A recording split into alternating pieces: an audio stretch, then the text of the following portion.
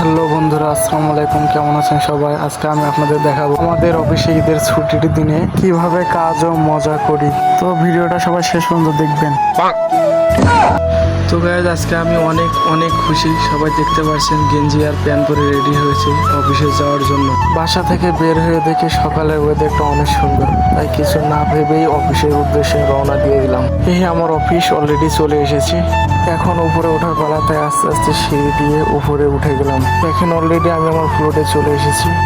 এই হচ্ছে আমার কাজের জায়গা। এখানে এসে দেখি ফাঁকিবাজ মোবাইলে ভিডিও দেখতেছে। এখনো অফিস টাইম শুরু হয়নি, জন্য ফ্লোরে কাউকে দেখা যাচ্ছে না। সময় হতে না হতেই দেখি যে যার যার কাজে ব্যস্ত হয়ে পড়েছে। একটু পর দেখি বস এসে ক্যামেরার সামনে নায়কের মতো গেট আপ নিচ্ছে। তো এখন বাজে 12টা। সবাই মনে আনন্দ নিয়ে কাজ করছে, কারণ আজকে তারা ঈদের ছুটি পাবে। অবশেষে সারা দিনের কাজ শেষ করে সবাই ভালোভাবে সবকিছু ঠেকে রাখলাম। তবে সবার মনে একটা অন্যরকম অনুভূতি যে সবাই বাড়ি যাবে।